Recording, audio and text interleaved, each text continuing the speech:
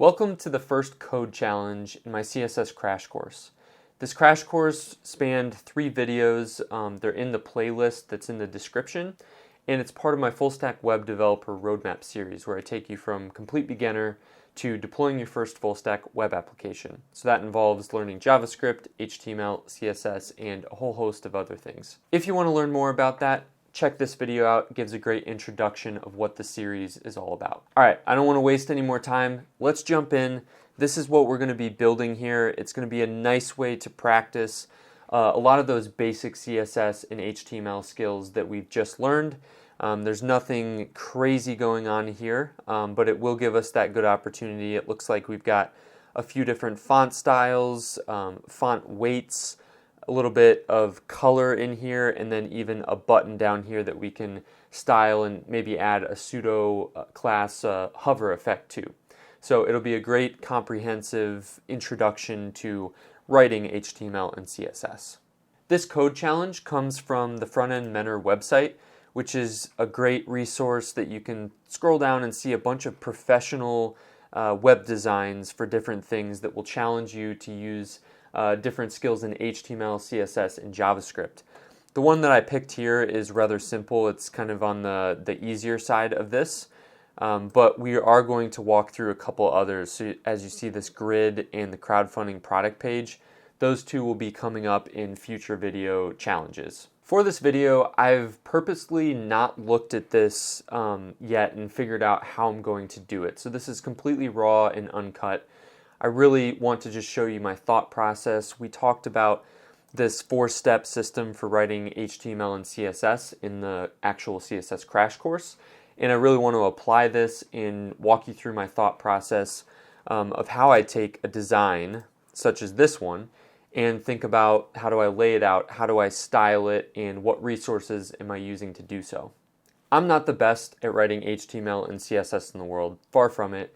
There are plenty of people that could come in and critique what I'm about to do in many, many ways, but my goal here is to show you just a realistic look at how we go about building something like this. Consistent with what we've been doing in the prior videos, we're going to be using the CodePen environment, so you can start a blank CodePen document and just follow along as we go through this challenge. I think our first step is going to be going over to the Frontend Mentor website. We don't need this page anymore, but if we go ahead and click the Visit Challenge Hub for the single price grid component, which I'm going to leave a link in the description to this so that you don't have to go searching for it. You'll find some starter files, a design file that we don't need. This is more on the side of, if you're using Figma or Sketch or even Photoshop or something like that to mock up the design, it might be useful to see what are the components and layers going on there.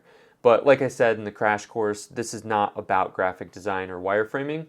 We're solely trying to take a pre-existing design and turn it into code. Scrolling down, you can see that this is the newbie difficulty level, so it should be relatively straightforward to solve. Almost 10,000 people have tried it and about 2,000 have finished, and I fully intend to be in this bottom category, as should you. And the brief that we're given is pretty simple. So it says your challenge is to build out this pricing component, getting it looking like the design. Okay, you can use any tools that you'd like. We're going to use vanilla HTML and CSS. We're not bringing in anything additional except maybe a Google font or something like that. It says your users should be able to, and what I want to call out right here is this is called a user story, and we've touched on it previously within this crash course when we built the HTML challenge, but a user story is something that you will write down in the requirements gathering phase of building a web page or a web app. And it's basically saying, okay, let's come up with a list of things that the user should be able to do if this is implemented correctly. So the first requirement is that we should be able to view the optimal layout for the component depending on the device's screen size. We have not yet talked about responsive design. That's, I believe, going to be the next video in this series. So we may leave this part out. I'm not quite sure yet. We'll see how long it takes to build the first part. but basically what that's saying is as we resize the screen, or if we look at it on desktop or our mobile device, it should, look good to the user. The second one is you should see a hover state on desktop for the sign up call to action. So in other words, what they're talking about is this button down here. When we hover over it, we should see some sort of interactive thing happening, whether that be the button gets larger or changes colors, opacity, something like that. So we can get a little bit creative with what we're doing there. It says download the starter code, go to the README file. This will give you further details. The style guide will give you the colors and the fonts that we need to use. So I'm going to go ahead and open this up. You'll see that we have some folders and some files. And if we open up the README, it's written in Markdown, which is kind of hard to read here. So what I'm going to do is open all of these files in a tool called Visual Studio Code, which is the code editor that we will eventually be using within this series. But for now, like I said, we're going to be using this CodePen environment because it's a lot more interactive and you can see the changes happening in real time. So let me get that opened and then we'll look at some of these files. I've got all the project files open in Visual Studio Code, which again, you'll get very used to as we go throughout this course.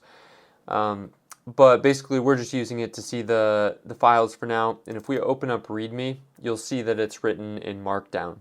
If you don't know what Markdown is, just go Google it real quick to understand. It basically takes these little two hashtags, for example, and this would become an H2 element within HTML. So I've got it open in the preview. It's a little bit easier to read than the stuff going on over here. Most of this stuff is not new. The one thing that I'll talk about here is down here in the deployment section. So they recommend that you use Git version control to host this and push it to your repository and deploy it with Vercel.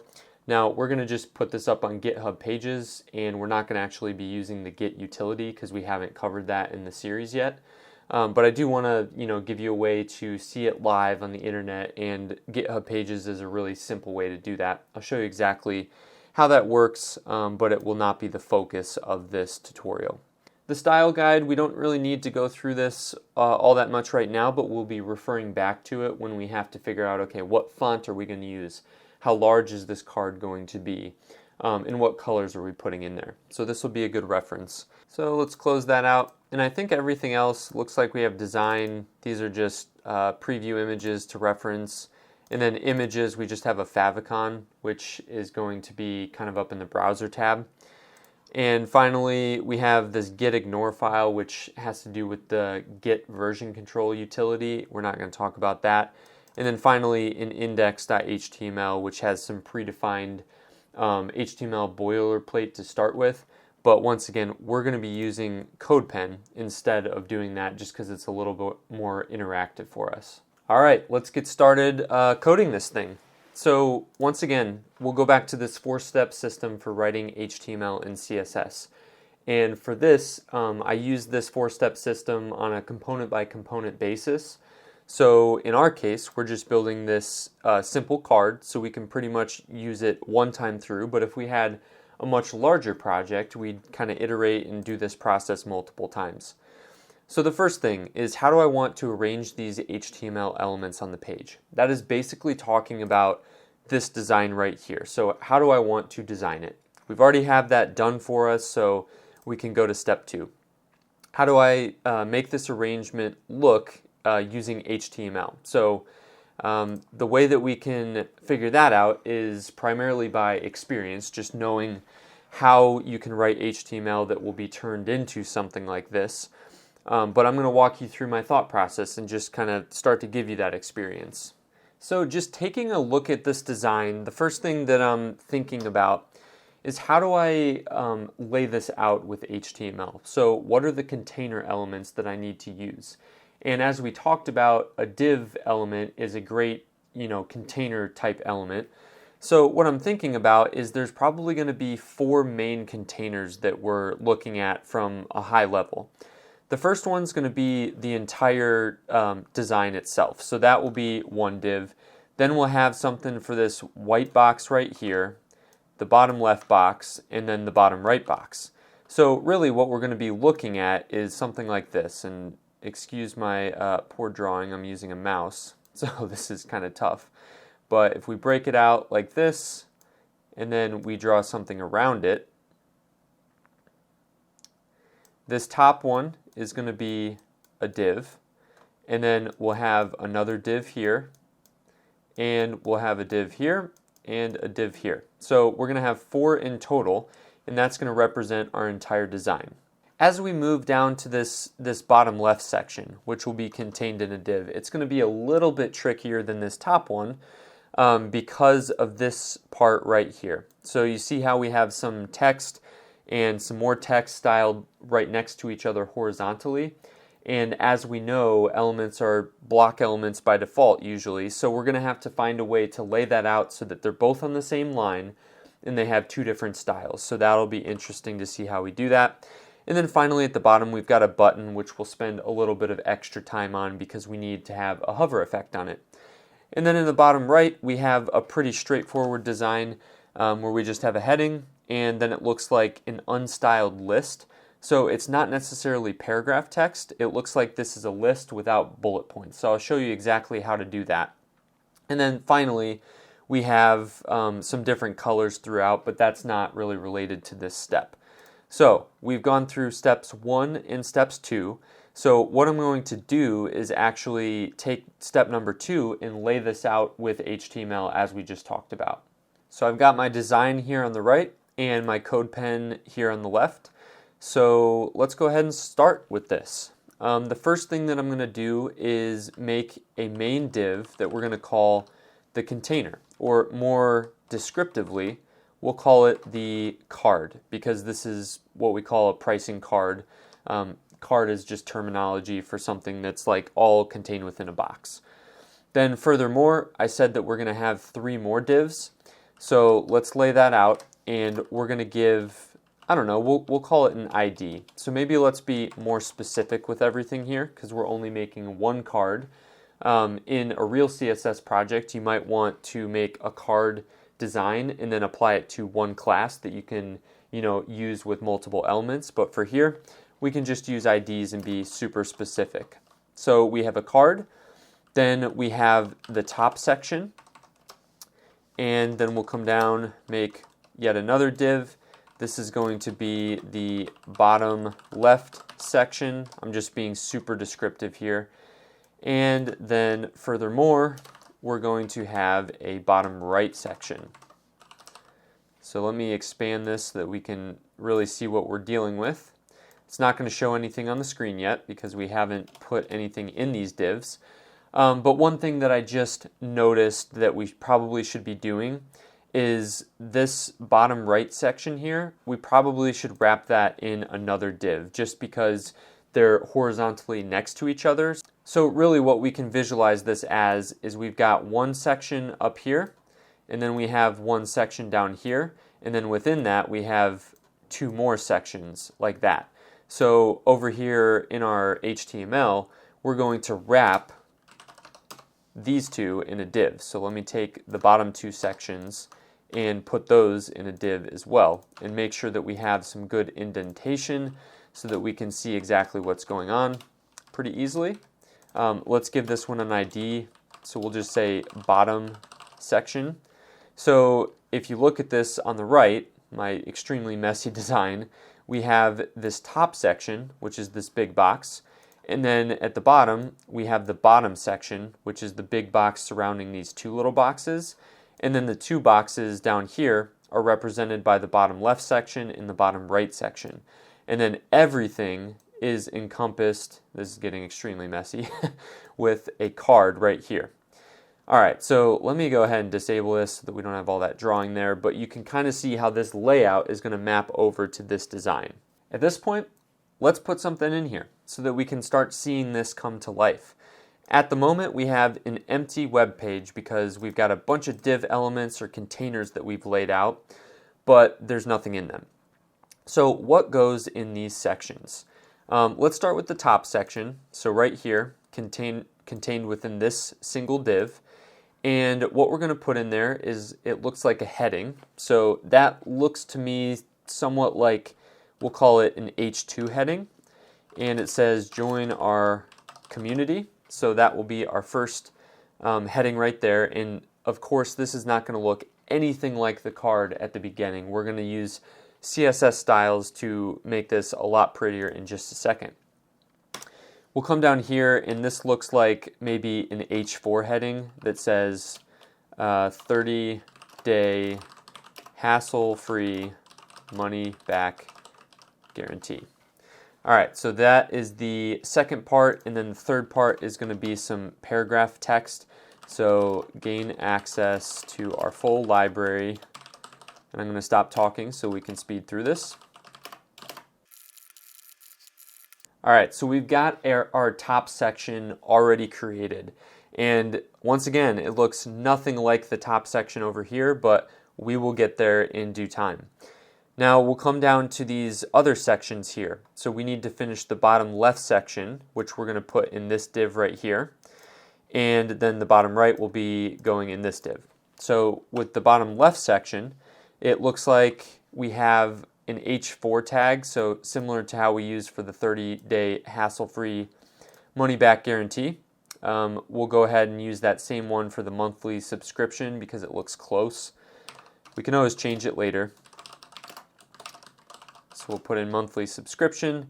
And then, like I said, once we get down to this little area, so if we circle these two pieces right here, this is going to be what I think as another container div. So let's go ahead and make another div, and then within that div we want to have, we'll say, I guess we can just make another div that says $29, and then one more div that is going to say per month. So this total container is going to wrap that pricing component, and then we're going to take these two divs right here and make them go horizontal to each other.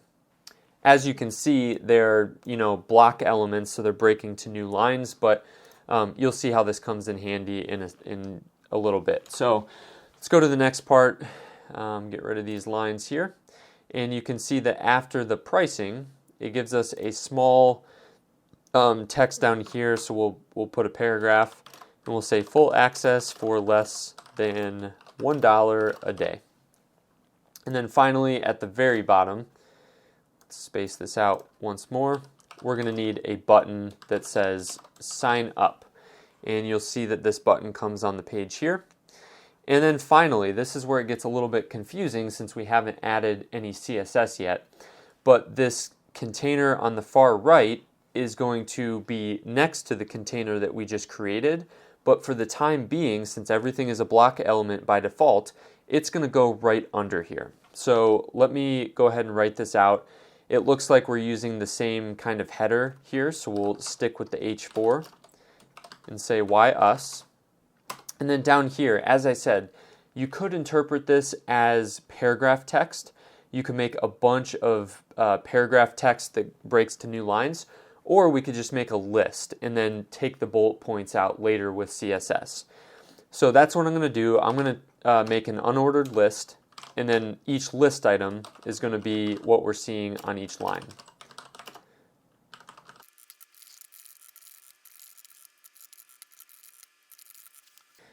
Okay, we've got it all written out. We've got all of the text and elements that we're probably going to need for this entire card. But as you can see, this looks nothing like the card that we have on the right. And believe it or not, we're going to use just vanilla CSS to take this ugly looking thing and turn it into the card that we see on the right. So in reality, if I was building this myself and I wanted to do it as quick as possible, what I would do is probably not lay it out like this where I've got all of the text on the page at once. I would probably do it in pieces, but I wanted to lay this out to just show you how we can visualize a design. Of course, you need a little bit of experience to do this, but we can visualize a design and turn it into HTML elements, and we can take what looks like nothing special and turn it into this card on the right.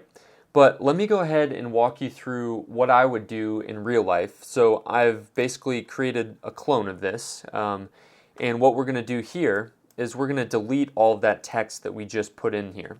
So we'll get right back to where we started.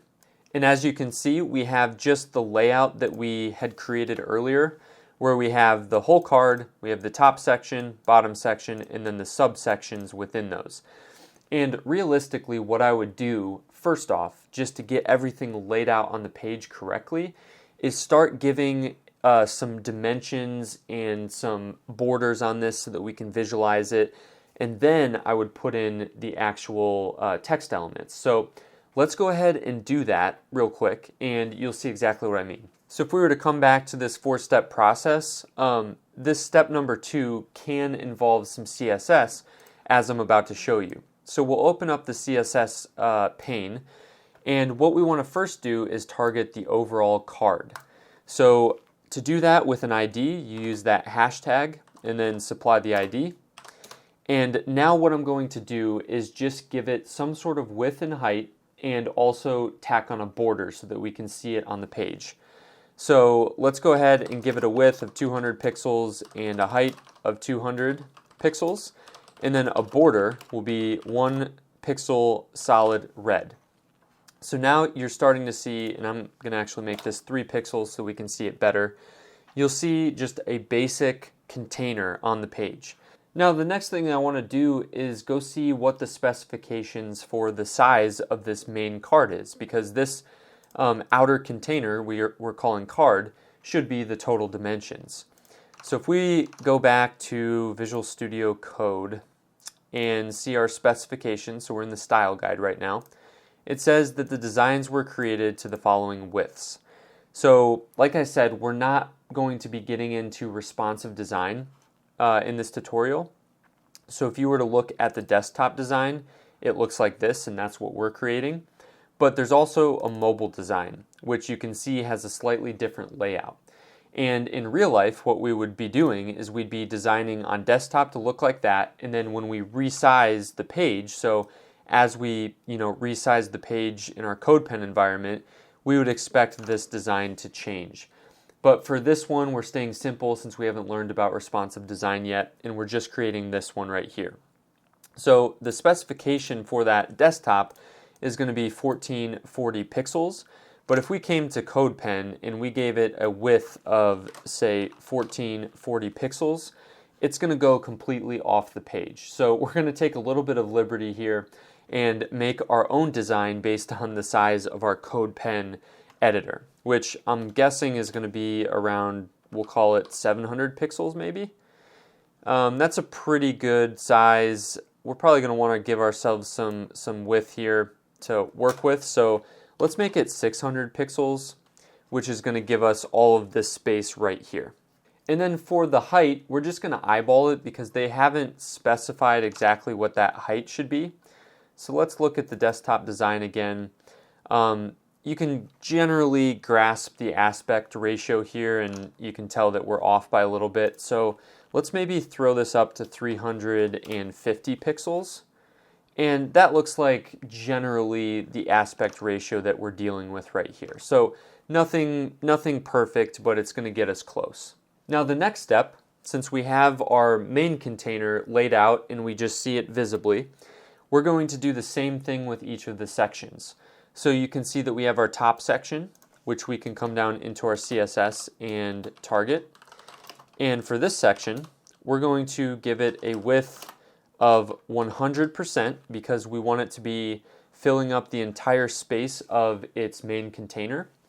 And then we're going to give it a height, if I can spell that right, we'll give it a height of 50% because, well, maybe not 50%. It looks like the top section is, call it 40%, and the bottom section is about 60%. So maybe we'll go in that range where we give it a height of 40% and a width of 100. And of course we can't see anything yet because we haven't given it a background or a border. So let's throw in a 2 pixel solid green border. So you'll see that pop up in the top section here, and that looks pretty good so far.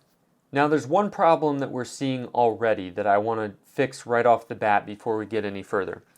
And that is this box sizing. So as you can see, when we put the border on this inner container, you're seeing that it's kind of breaking out of the parent container on the right side here. And the reason that's happening is because our box sizing is set to the default content box. So what we're going to do is a basic CSS reset that's going to make every element on the page abide by the border box sizing. And we talked about that in the first of 3 lessons in our CSS crash course before, so go back and review that if you have to. To apply the border box sizing to every element in this HTML document, we'll just come to the top of our CSS file and paste in a predefined HTML or CSS reset.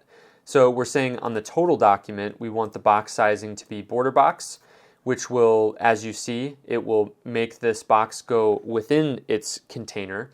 And then the second rule is just basically going to say, I want to grab every other element and apply or inherit that, root level box sizing. So by just adding these 2 rules, you can see that our boxes are fitting nicely within each other. If we comment them out, it's going to be breaking out of the box again. If we comment them back, it goes, or it should, update. I'm not sure why it's not updating. Let's refresh the page. There we go. So it is within the box. With that fixed, we can go to the bottom section. So let's go back to our design here for a second. We've got our top section bordered out. Now we have this overall bottom section.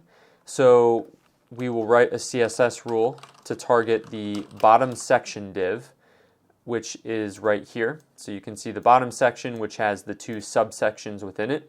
So let's come down here and just paste in these properties because that's all we need. But it's obviously going to be the wrong heights and widths for now. So we do want 100% width. We want it taking up all of that. But the height that we want is going to be 60% rather than 40, because as you see with 40, it doesn't take up the full height of the entire container. But now that we've made it to 60, and then we'll turn this to call it blue, you'll see that we now have a outer container in red, our top container in green, and our bottom container in blue. Now the last thing that we have to do to get this layout perfect is going to be adding these 2 containers in the bottom section that will be side by side. I'm going to add them one at a time because it's going to require us to do something a little bit tricky because they go next to each other. So let's target the bottom left section first. So we'll copy in this ID into our CSS, put that hashtag in front to target it. And here we're going to copy in these same properties again, just to get our border.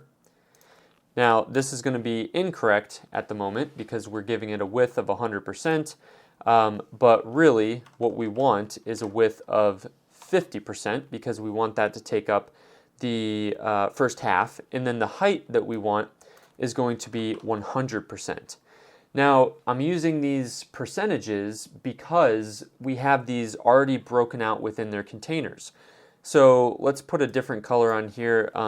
Maybe we'll put on what's contrasting to blue. We'll say orange so that we can see that pretty nicely within that container. And the reason that this works is because the width of 50% is going to be relative to its parent container. So if we look and ask ourselves, okay, what is the parent container of this bottom left section? Well, that's going to be the bottom section, and the bottom section is outlined in blue right here. So rather than saying 50% width of the entire document, we're just saying 50% width of the bottom section, which is already outlined for us, and you can see that it's occupying perfectly 50% of that. Now, if we did the same thing with the bottom right section, so let's change this ID to the bottom right section, and then I'm running out of colors here, but maybe we'll just give it a 2-pixel solid black border. Now we're running into problems here because now that we have a bottom right section it's breaking down onto a new line because all of these divs are by default block elements and they occupy their own line. So in order for this to work, we actually have to make both of these subsections inline block elements. So we don't want to make them inline because inline elements don't respect the height and width properties, which we want them to respect, but we do want them to be up on the same line. So what we're going to do is come to both of them and say display inline block, and then once again display inline block. Now at this point you're probably wondering, why are these boxes not lining up next to each other? We've given one of them 50% width, the other one 50% width, and we've turned them into inline blocks, which basically means that they both can sit on the same line, unlike a block element. Now the reason that this is happening is probably going to make you pretty mad, because it made me mad when I found it out for the first time, and a lot of other people, and it's kind of just a quirky thing about CSS. So when you make an inline block, that respects the white space within the document. And believe it or not, if you come up to this HTML, where we have the bottom left section and the bottom right section, there's actually some white space between these two elements. So this space right here is considered white space for inline block elements. So if we were to just backspace and bring this right next to each other, it's going to bring this box up within that container and it's going to fit perfectly. Now, I know what you're thinking. Like I said, this is kind of infuriating that this is the reason that was doing that, and that's kind of, coding in general. Sometimes you just find things that are completely ridiculous, and what I will say is that there is some hope. So in the next couple of videos, we're going to be talking about CSS Grid and Flexbox, and both of those will be a much more optimal way to make this layout like we've done here, and you won't run into these weird quirky problems that just exist as a part of kind of the older method of writing CSS. All right, so just keep that in mind. We have taken the divs that were nicely laid out in our HTML above, like this, and we've just removed the little white space between them, and now it's going to work just fine. So that's hopefully the only little hack that we're going to have to do throughout this project. And like I said, it's a little bit frustrating, but we have to do it here and until we know CSS Grid and Flexbox at least. But this would be kind of your old way of lining these things up. Now the last thing that we have to do here, because we've got our layout, so if we come back to Visual Studio Code, you can see that we've got our top section, bottom left and bottom right section, all outlined with these ugly colors and whatnot. And at this point, we can start putting HTML elements within them. So let me go ahead and grab some of the text that we created over here, just in this ugly space. And I'm just going to copy the exact HTML and put it into each of the sections that it belongs in. So we're going to see some HTML go up here, and of course it's not gonna fully fit at the beginning. We will fix that, I promise. And then let's come down here, grab this, put this in the bottom left section, and you'll see that we have some spacing that we're going to have to address here, and that is partially due to the default margin that is being given to H2 and H4 elements and paragraph elements. And then finally, the bottom right section, we'll copy that and paste it into the bottom right section. Okay, so we've got all of our elements in here, and now we have to fix a few things. One of those things is the default margin that we're getting on these elements. So I'm going to actually inspect the whole page. It's going to look very weird for a second, but if we hover over some of these elements, you'll see that we have this orange margin on top and on bottom of those H4 elements.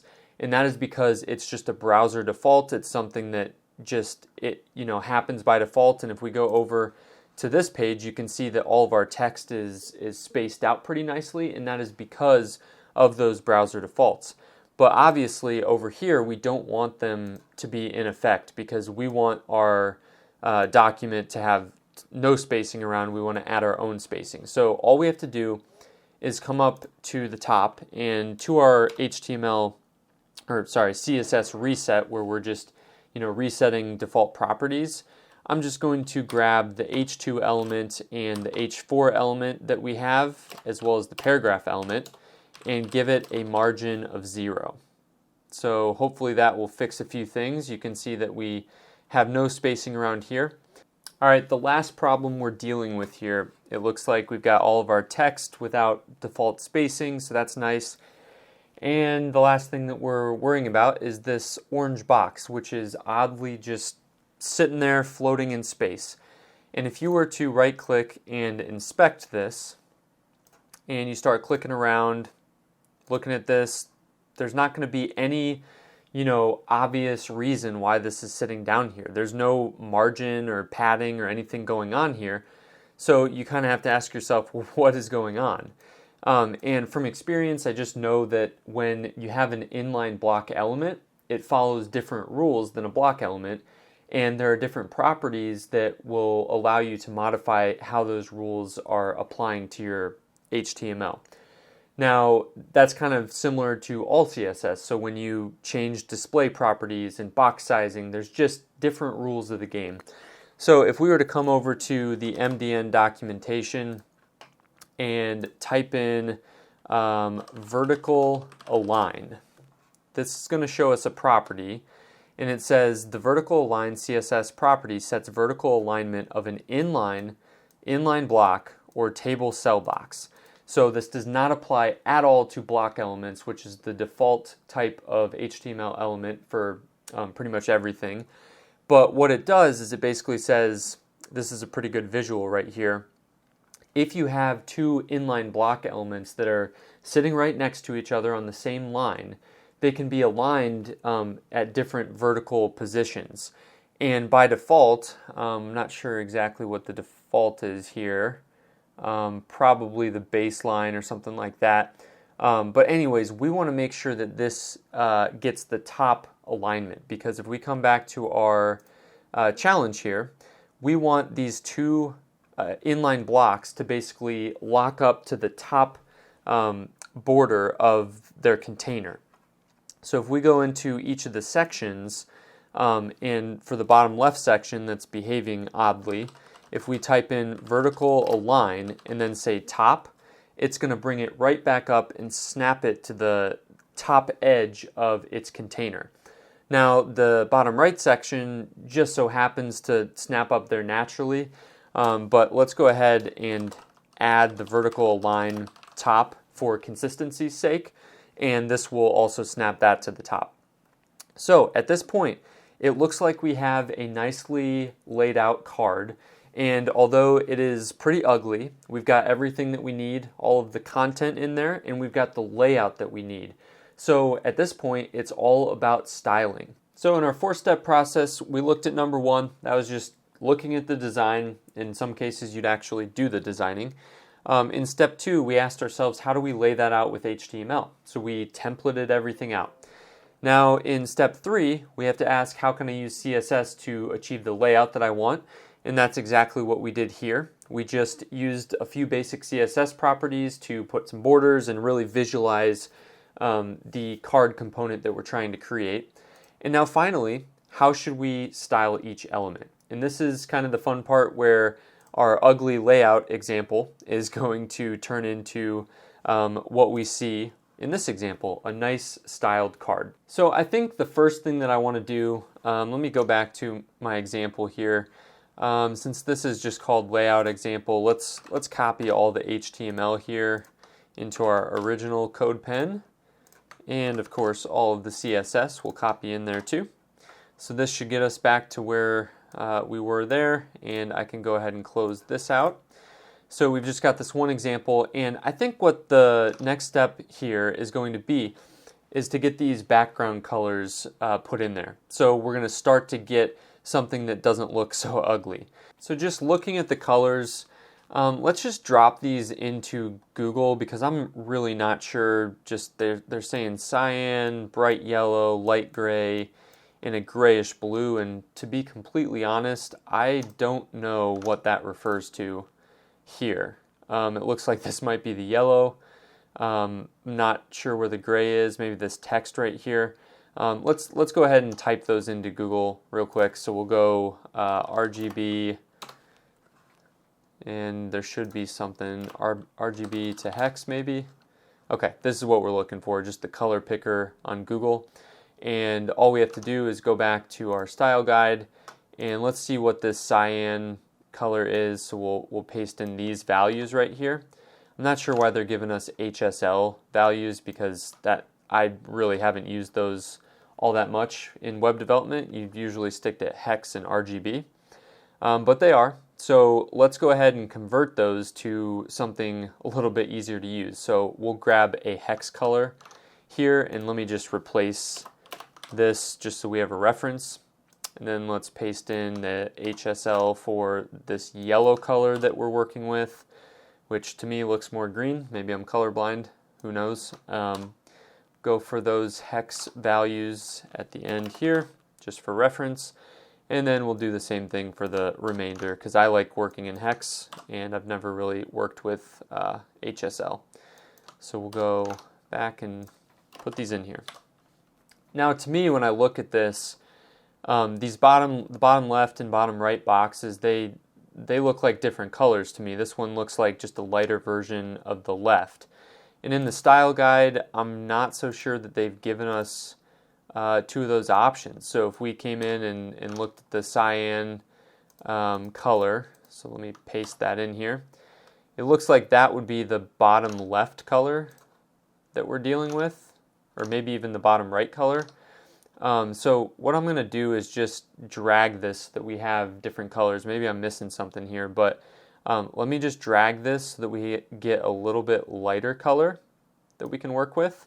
And then I'm going to grab that hex value and paste it into the style guide. So we'll put that in there as darker and then lighter. And then at this point, we can grab these color codes and start using them. So we'll grab the darker color, and we'll come back to our code pen and just put in a background color property. So for the bottom left section, we know that we can use the background color property and paste that in there, and we should be getting that darker cyan color. All right, so at this point, we can probably remove that border, and that looks a little bit nicer for us. And I'm also going to remove the bottom section blue border. Okay, so we're looking a little bit better here. And now I want to fill in the background color for this right section, which, as I just got, a slightly lighter hex value. So we'll go to the bottom right section, get rid of the border, and replace that with a background color and paste that in. And it's looking like it's a little bit lighter, but compared to the example, there's more of a contrast here. So let's go ahead, let's play with that a little bit. Let's make it even a little bit more light. Grab that hex value and see what that looks like. Okay, so that's a little bit better. I like that contrast. And you could even come over to Adobe Color, and we'll go to this Adobe Color tool, and what I could do is I could grab the bottom left section hex code, which is the darker cyan, throw this in the middle here, and then I want some shades of this color. So we could grab maybe this shade over here, which ensures that it's gonna nicely go together. And let's put that one in the bottom right section just to get a little bit more complementary colors here. And then I'll go back here and replace this just so we have a reference of it. Okay, so we've got these two. The top is going to be white, and then at this point I think we can remove all of the borders just so that we don't have those ugly colors going on. So let's go up here, remove the top section green border. Everything looks good, and then the red border around everything. and boom, we have ourselves a nicer looking layout. Now, as you'll see in the example design, it is kind of standing out against the background. And you'll also notice that there are some little corners that are rounded. So I want to do that just so that we have something as a reference here. And I also want to kind of make this come out from the top left corner of the page. So all we'd have to do for that is just add some padding to the body. So if I go here and just add some padding of 20 pixels to the body, you'll see that that comes in a little bit. So remove it, add it back, and you can see our card just shifts inward so that we can kind of visualize it a little bit better. And then finally, for the card, because that is the main container around everything, what I'm going to do is add a box shadow. And this property is going to take, I believe, 5 different arguments, and they're all kind of referencing where the shadow is going to go. So I can open up a tool called Box Shadow Generator for CSS. And there's a couple tools here. I don't know which one's the best. They all should work. But as you see, this CSS box has a box shadow around it, and you can drag these sliders to get different sorts of box shadows applying to this. So this is a good visual tool that we can use to see what we want. And in our case, we probably want a much smaller box shadow. So let's go ahead and, well, actually no, we want to stay close to 0.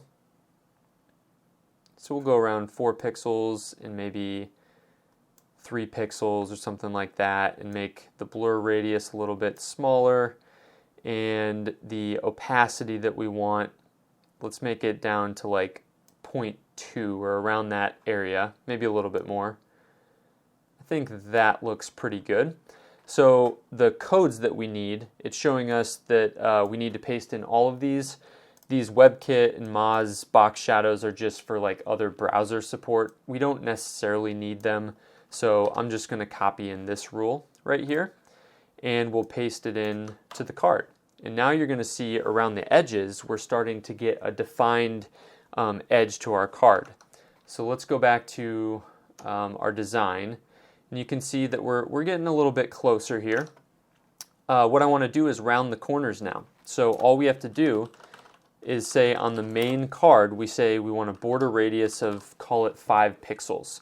All right, so we've got our border radius on here, but what you'll notice is that the bottom right corner and the bottom left corner do not have a border radius. And you might ask why, because we've given a border radius of 5 pixels, which should apply all around that container element. But the problem is because we have these 2 inner container elements that are perfect, squares, and they occupy 100% of the space within that main container. So as we make a border radius, we're actually, those inner boxes are actually breaking out of the main container now. And what you're seeing there is those child containers. There's a couple ways that we could fix this, but a cool little trick that you can use, and I know this is not necessarily obvious, but if you do enough Googling, you would find this out. If you set the overflow property to hidden on the main container element, you'll see that those borders go rounded. And basically what that's saying is we want to take those perfect square children containers, and since those are breaking out of the main container, we want to say to the main container CSS style, okay, if you have anything that's breaking out of your borders, just hide it. And so that's what allows those bottom border radiuses to apply. So just a cool little trick. It's also one of those frustrating things about CSS where it's doing things that you would not expect. And that is literally the name of the game with CSS, is figuring out how to get around the things that you're not expecting to happen. Okay, so we're getting a little bit closer here. The next thing that we can do that will just add a really nice touch and make this look a little bit cleaner is some padding, I think. So let's jump back to our design, and you can see that all around the content here, so around every bit of content, there is this space, this nice padding in here. And what we could do is we could come in to our code pen and we could just say on the total card we want to add some padding of say 20 pixels. But that's going to mess us up a little bit because although it adds nice padding around everything, now these are not occupying 100% width, and also we want some padding within these sub little containers. So what I'm going to do, instead of adding it on the total card to get padding like that, I'm going to add them on each individual section. So we'll call it a padding of about 20 pixels. That's a pretty standard amount of padding to add. And we can just look at this little space between the edge and the text on the top and the left to get an idea of how large that padding is. And that looks pretty in line with our design, so I'm happy with that. And then let's copy that rule down into the other section. So not the bottom section because that represents everything here, but I want to do it in the bottom left section so we get that nice padding. And then I also want to do it in the bottom right section, which will make the padding nice there too. So at this point, we've gone from a completely ugly layout design to something that actually makes sense visually. We obviously have a lot to do with the text styles and colors in that button, but we're getting a lot closer. Let's go ahead and change the text color. You can see that everything in the bottom is a text color of white, and then the top has varying text colors. So we'll start with the top, and you can see that the heading is the same color as the bottom left, or at least it appears to be. So let me grab that bottom left color, and we'll go ahead and apply that to our Join Our Community text block. So let me collapse the JS here, and we'll go up to the Join Our Community. And what you could do is you could target everything in the top section that's an H2. And since we're not planning on changing the HTML structure anytime soon, I'm pretty happy with that. You could also throw an ID that says title and directly style it. But in this case, let's go ahead and practice our combinator skills, our CSS combinators, to style this. So we'll come down here, and at this point, you'll see the CSS is getting pretty busy. You might want to rearrange it and organize it by section, but for now, let's just keep going. And what we'll do is we'll say the top section is the pre-selector that we want. And then we want to grab every H2 element, which is simply that first title. And what we want to do is style it a color of that bottom left. So now we're going to get the correct color. Let's go back to our Visual Studio Code and see what else we have. So we have this kind of lime green yellowish color as the next one, and that is going to be this hex code, the bright yellow. So going back to our code pen, you can see that this is the only H4 that is sitting in our top section. So we can grab a similar rule as we just did, except this time we're grabbing H4s and giving it a color of yellow. So there is our yellow color, and then finally we should have some sort of gray color. Let me get to our Visual Studio Code. This paragraph text is gray, and in the style guide, I believe that is the light gray that we're looking for. So let's copy that hex code and then make all of the paragraph elements in the top section equal to this light gray color. Okay, so that is very light. I'm not sure if that's what we were supposed to do. It appears pretty good here, but it's pretty darn light when we're looking at it here. So I'm going to go ahead and make this a little bit stronger of a gray. Maybe it's the grayish blue actually. Let's try that instead. Okay, so I think that's what they meant for this style. Yeah, I think that's what we're looking for here. So the grayish blue looks a little bit better. We'll stay with that. Now we just have to add some spacing between these. So if you remember at the very top of our HTML, we did a reset that said for all H2, H4, and P elements, we want to add a margin of 0. So that removed all the default spacing, and now we can do it custom. And since we've got all 3 of these elements selected with these combinators, we can just drop into these rules and do so. Let's take a look at our design. It looks like there's a good amount of space. Just by experience, that looks about 15 pixels between the top and the next one. Let's go ahead and try that by adding a margin bottom of 15 pixels. And you can see that's a nice little spacing there. What I'm starting to see is that our top section, now that we've got this laid out, is a little bit small from a height perspective. So I think I'm going to adjust our total dimensions here. Previously, we had said the bottom section has a height of 60% and the top 40%. I'm going to change that to 45 and 55.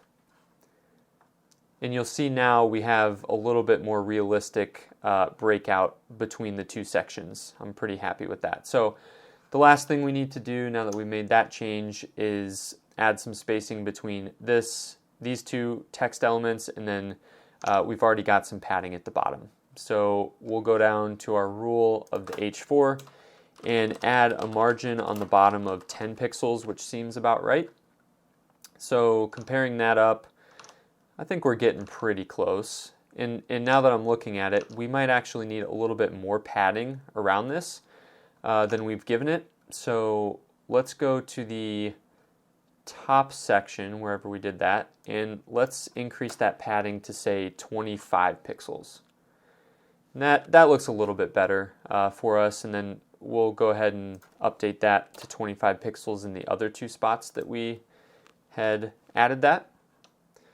Okay, so we're doing pretty good there, and it looks like our total card size it's starting to break out, but I'm going to wait on that before I try to restyle, because the text is going to get a little bit smaller when we set the font size and change the font style. So the last thing we'll do is come down, and since everything in the bottom, it looks like, is a color of white, we can just go to the selector that we used for the entire bottom section. So rather than trying to style the text in the left section and the right section, we can just go to the entire bottom section and give it a color of white. That looks pretty good. I think that should work. And then you can see the button color is not being styled because that is a separate element there. So what I can do is actually target all buttons, because there's only one button on the entire page. So we'll style the button and we'll give it a color of white. And that's going to give it a text color of white. We'll make that show up a little bit better once we add a background color, which looks like that lime green, but I'm going to wait on that for just a second. The next major change that I want to make is getting this text to be the right font family. Right now we're just using the browser default, whatever that is. I don't actually know off the top of my head, but we want to make this a different font completely. And if you look at the style guide, it's going to say the font family that we're looking at is Carla. And if we go to this link, we can see all of the different styles that we need. Now the question is, what font weights and styles do we need? Well, we can go and look at the spec. It says we need weights of 400 and 700. So let me take the font weight of 400 and select that style, and then the font weight of 700 and select that as well. We will grab the link tags that we need. We'll go back to our code pen over here, go up to the settings, HTML, and in the stuff for the head element, so since CodePen gives us our own little environment, we don't actually have to make the head element or boilerplate, so we can just paste it here. And by doing this and saving and closing, we now have access to that new font. But it hasn't changed anything because we have to actually select it within our document. So up at the root element, we want to give a font family of Carla. And you can see that it changed our design completely, and it says that the overall font size is going to be 16 pixels. So let's go ahead and say that the font size in the root element is going to be 16 pixels. which is just going to apply to those paragraph elements. As I'm flipping back and forth between these two designs, looks like we still need a little more space after this, so let me do that real quick before I get into anything else. We'll add 20 pixels to there. Okay, and then I'm thinking that we're running out of space vertically, and since we came up with an arbitrary height at the beginning, I don't mind changing that because they didn't specify what the height should be. So let's go ahead and turn that to 400 to give us some more space. And I think this looks a lot closer to the card that we're working with here. So just adjusting that gives us a pretty good look. And now we've got our font family styled here. I think the next thing we have to do is figure out, of that font family, they had us download the font weight of 400 and 700, which means that some of these should have a font weight of 700 or bold. So let's look at our design and see which ones that would apply to. It looks like to me this $29 call out is the only one where the font weight is, extra bold. So let's come down and because the default font weight is going to be 400, or you could also specify it in the root. So we'll say 400, but that's once again going to be the default, so it's not going to change. But if we came down to our price right here, we're going to have to actually put some identifiers on here to enable us let us select it with CSS. So I'm going to say price container, and then this will be an ID of price, and then this will have an ID of price frequency or something like that. So now we have IDs to basically select each of these little components here. And if we come down to our CSS, we need to set the price to a font weight of 700. So we'll come down to the bottom. We'll set our price to a font weight of 700, and you'll see that this gets a little bit bolder. So if I uncomment it, it's not bold. If I comment it back, it's going to be bold. And then while we're here, just give us a ballpark font size. Let's go ahead and say 1.4 rem, which is basically going to be 140% of the root element's font size, which we know is 16 pixels. So do 140% times 16 pixels, and that's how many pixels we just made that font size to. All right, looking back, we're getting closer. We're not too far off. I think the next obvious thing that's going on that we're missing is this button, because our button looks terrible in comparison. So let's go ahead and make a button that is about the same size here and also has that background color. We've already selected the button so that we could give it white text, but now we can just go ahead and grab this color code that we used for the H4 up here and apply it as the background color to the button. So we'll give the background color that light green. You can see that there's by default this border that looks pretty terrible. So we can set the border to be equal to none. That makes that look a little bit better. And then there's more spacing than we have here around this text. So that's a good use for padding. So all we need to do is come in and add, we'll say 10 pixels of padding. That looks roughly correct. And then finally, you can see that this has a border radius, so the button has curves around the edges, and it's equal to kind of the size of that container. So remember, we put some padding around the edges of this container, so the new size that we're going to have is, we should be able to just say 100%, I believe.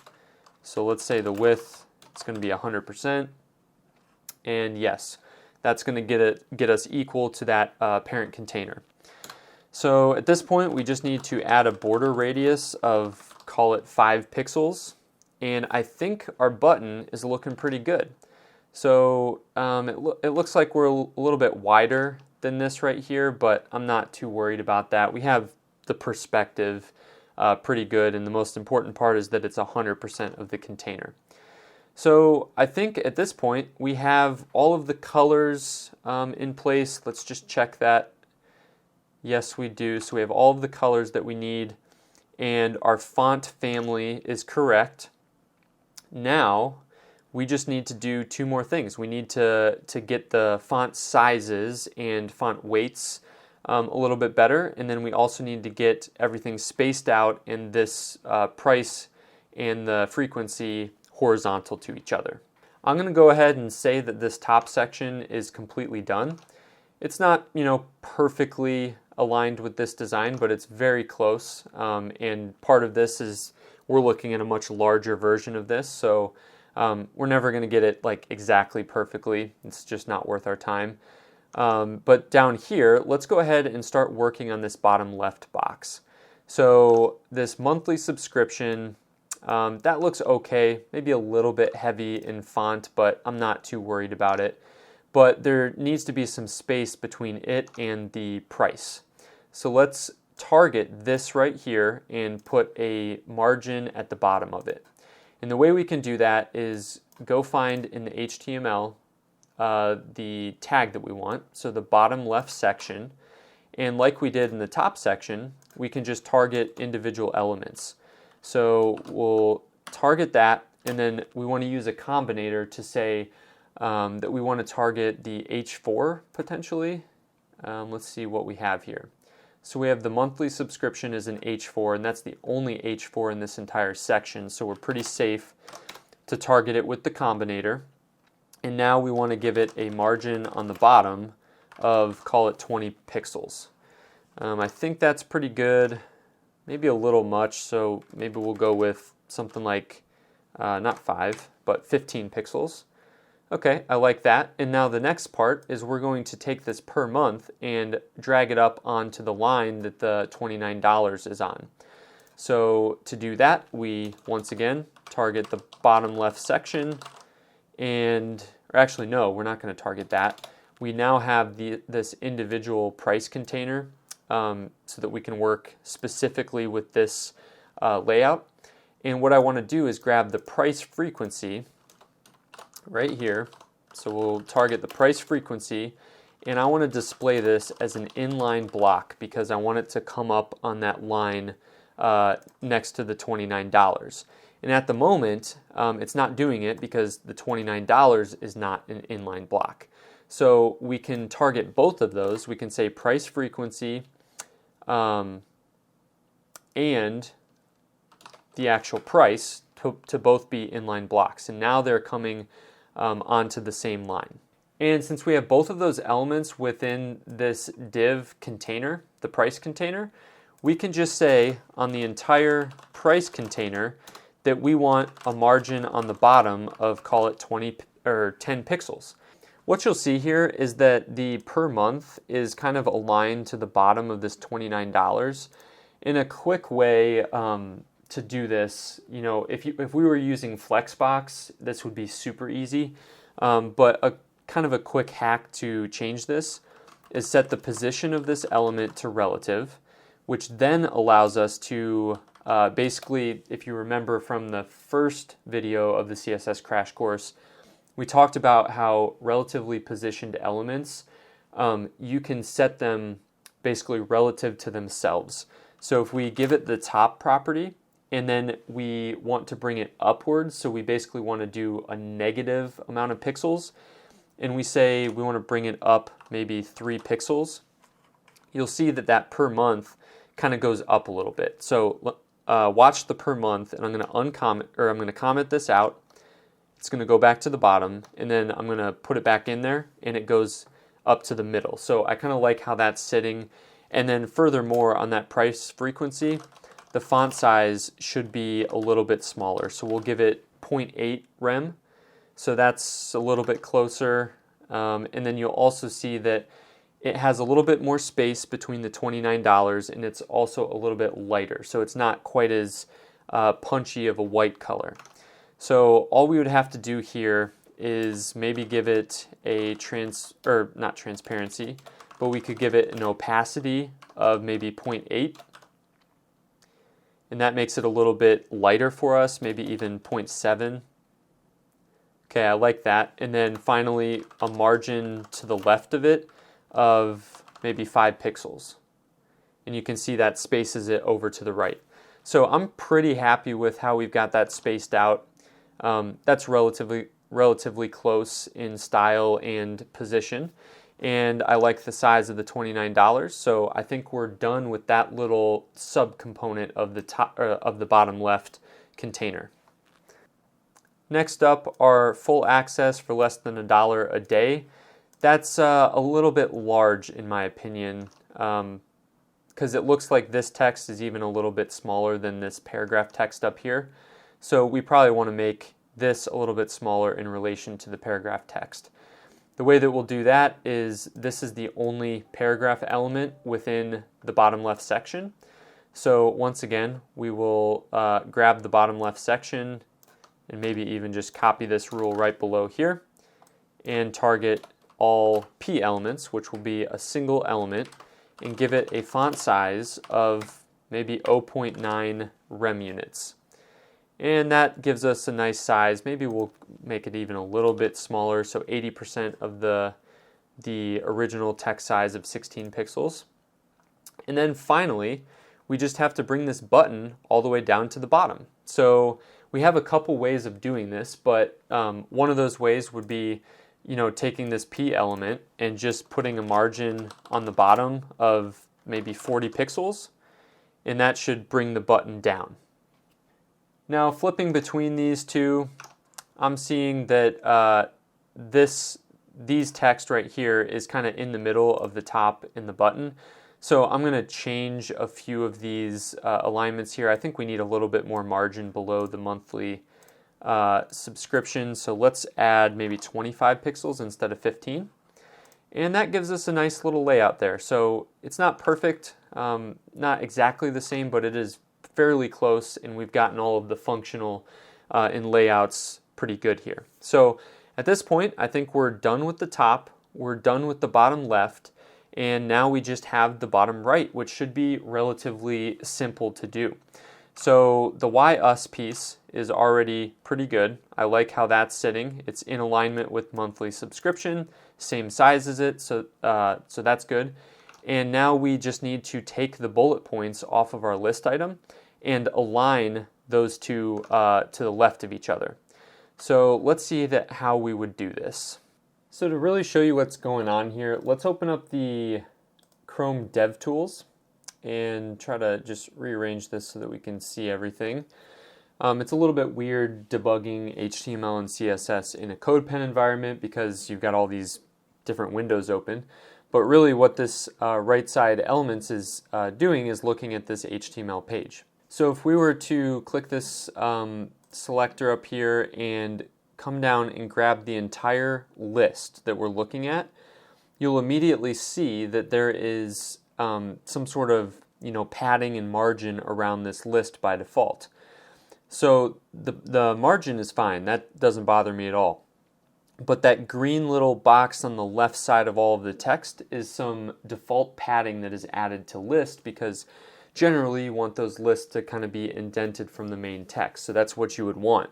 But here we don't want that. So if we go over into the style right here and we basically say padding is equal to 0, you're going to see that everything goes to the left and it lines up with the text like we want it. Now the last thing is there's bullet points that we don't want there, and you can actually set the list style property and set that to none, and by doing that all of the bullet points go away. And so those are the only two changes that we'll have to make to get this to work. So let me go ahead and refresh the page so we get this reset, because those changes we made were actually temporary. And then we'll come down to the very bottom, and since there's only one list in our entire HTML document, we'll just target it by tag, and we'll say the padding is equal to 0 and the list style is none.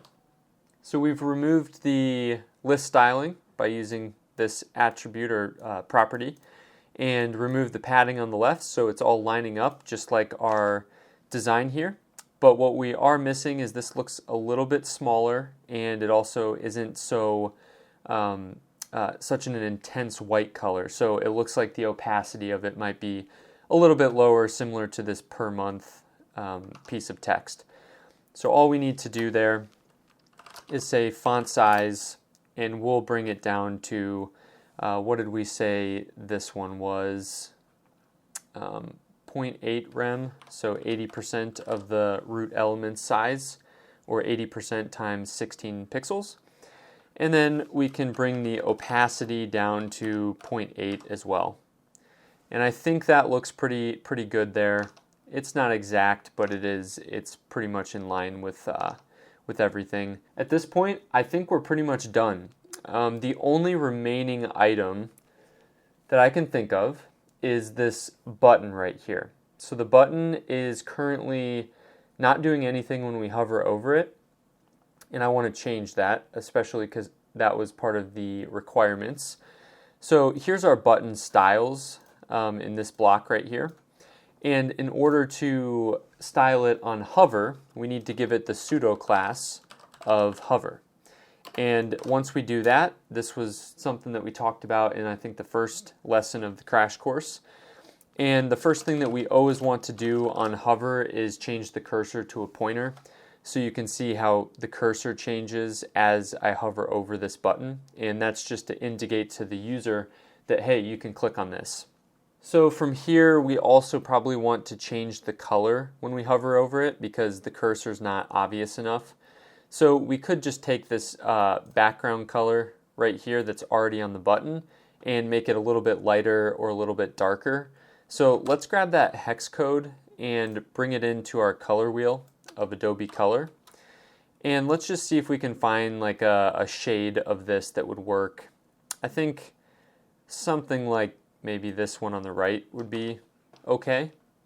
And if we bring that in and we change the background color to the hover state to that little bit darker color, it's going to just have an effect where it's showing us, oh, hey, you can click here and it's going to do something. And to make that even more pronounced, there's a property that you can use called transform, and there's plenty of values that you can pass here, but one of those is going to be the scale function. And we can just say like 1.1 or something like that. So we can scale it 110%. And you'll see that it, gets a little bit larger when we hover over it. And that's even a little extreme. Maybe we'll just do 1.02 or 102%. And I like that. That's a nice little subtle indication to the user that when they hover over and click this, it will do something. Now, right now, this button doesn't do anything, but just for fun, just to add something in there, we can come up and use what we've learned in the prior lessons of this full stack roadmap and come up to the button and add ourselves an on-click listener, and we'll pass the function alert user, which we have not created yet, but we'll come down to the JS section and say alert user, and then we will pass an alert that says, hey, you clicked the button. So let's finish that one up, and now when we click this button, it's going to alert the user that they clicked it. So obviously not, useful, but it's a nice little addition to make this a little bit more interactive. Now, the final thing that we could do here is make this mobile responsive. And what I mean by that is if we drag this right side over to the left, you'll see that it just disappears right here and it just flows off of the page, which is a terrible user experience if you're on mobile. So this would be about the size of a mobile device. So if your user, looked at this design, this is what they're going to see, which is completely useless to them. So what you would want to do is make it a mobile design, and as you see in the front-end mentor challenge, it tells you that you need to design something like this. Now, we haven't talked about mobile and responsive design quite yet, and I'm going to cover that in a completely separate video. I think that might be the next video after this one. So for now, we're going to keep it just desktop only, but in future challenges, future front-end mentor challenges, we will make this mobile responsive. Now, there's one more thing that I want to do because it's quick, it's easy, and it will give you at least a little bit of a win here in terms of being able to share this and show it off. So if we come to GitHub, let me open up a new tab and go to GitHub. If you followed along with this full stack roadmap from the very beginning, I had asked you to create a GitHub account because you're going to need it as a developer no matter what. It's just kind of expected of you to have a GitHub profile. So if you've already got one, great. If not, go ahead and create one. And let's go ahead and click Create New Repository right here. And we'll say pricing card Frontend Mentor Challenge is what we're going to name this repository. And we're going to call it an implementation of the Frontend Mentor Code Challenge. And we're going to make it public. And you don't really need to initialize any of these, but let's go ahead and add a README. I'll just show you what that is. And you click Create Repository. So we're going to go through version control and how to actually get this within the terminal a little bit later in the series. But for right now, we're just going to use GitHub's UI or user interface to post our code and then deploy it to GitHub Pages. And what GitHub Pages is going to do is it's going to allow you to host this challenge you just created on the web and share it as a URL. So here's our initialized repository. Every repo or repository is going to have a README, or at least it should. And this should give an introduction to what this repository is all about. And oftentimes when you're building a web app, the README will give instructions on how to run it locally and how to develop it, and you get the point. So within the repository, we obviously could make files on our local computer and then use version control to push the files up to this interface, but for right now, we're just going to add a file, and we're going to click Create New File, and this one is going to be called index.html. So this will basically be all of the HTML that we just created, and index.html is the default HTML document that GitHub Pages is going to look for when it's trying to serve it on the live URL.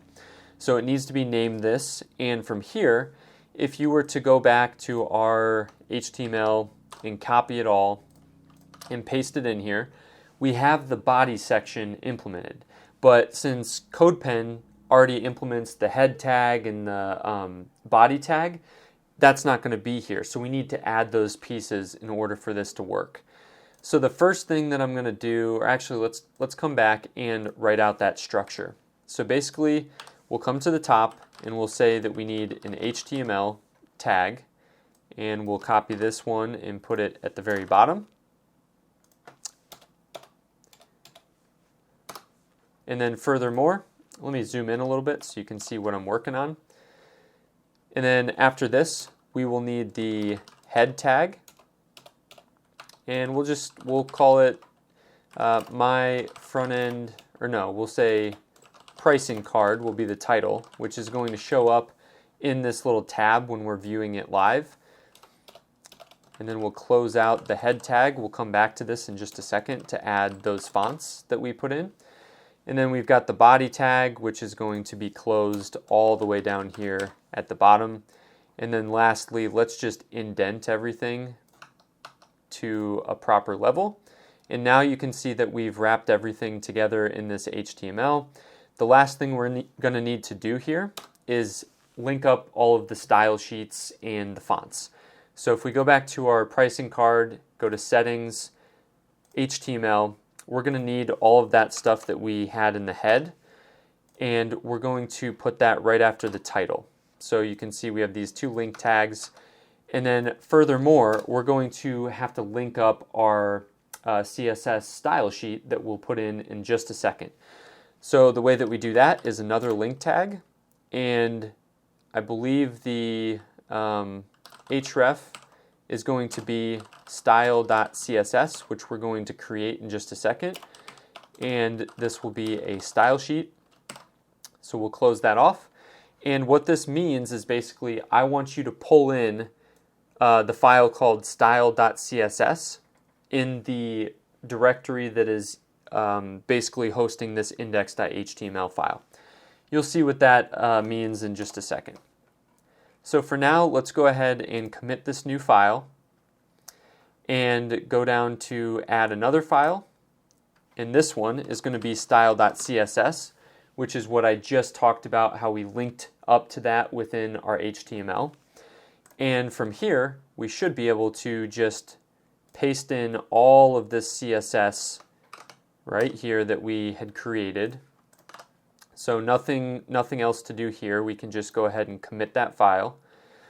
And then finally, we need to add our JavaScript file. So we added just a few lines of JavaScript down here, but in order for that to work, we need to actually connect it up to our HTML.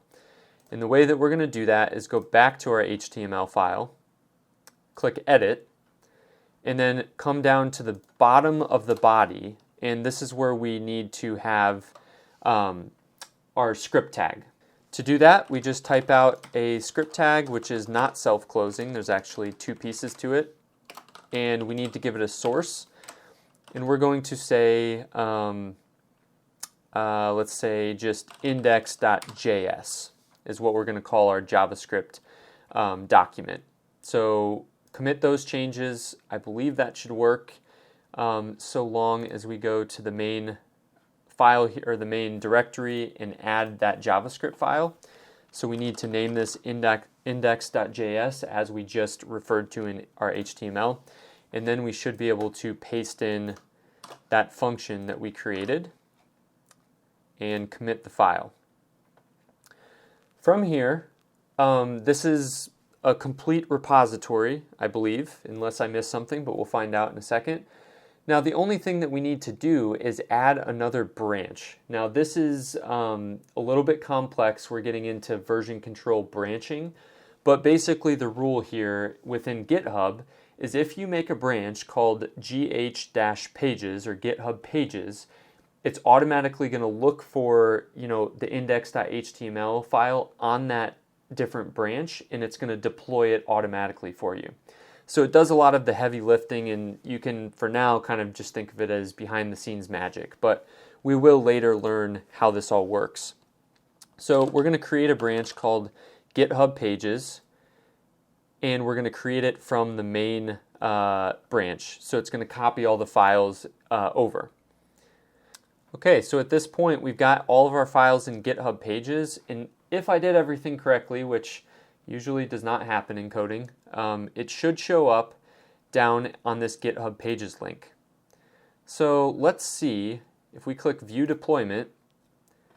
Awesome, it looks like our card actually did deploy correctly with the styles because it's all styled. And if we click Sign Up, hopefully we'll get the alert. So awesome, we have our deploy link, which you can just copy and paste this link up here and share it with anyone, and they can see the project that you just worked on. You could also submit this to Frontend Mentor if you wanted to get feedback on your project.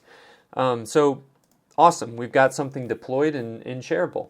So if you enjoyed this tutorial and it helped you out, be sure to give it a thumbs up. That really helps me out. And if you want to share your project, hit me up on Twitter at zg_dev and show me what you built. So looking forward to seeing those projects, and I will see you in the next lesson.